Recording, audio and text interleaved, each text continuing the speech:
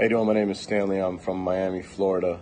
Been trading Forex for a little bit of time now, maybe over a month and a half. I try to soak up as much information as I can. I've been to Dr. K's cloud training. I went to the cloud training that was in Miami. I was wondering for a long time, how do the charts work? How do you absorb the information that the charts are showing you for you to make a good decision as to if you should trade a certain currency or not? When I took Phil's session 1 and 2, more in session 2, I was able to clearly get an idea of what made me feel comfortable of which trades to take and which trades not to take. Phil breaks it down and makes it really simple, makes it understandable.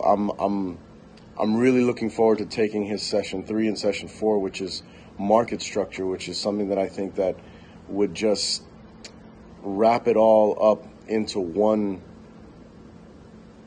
cohesive understanding of the charts.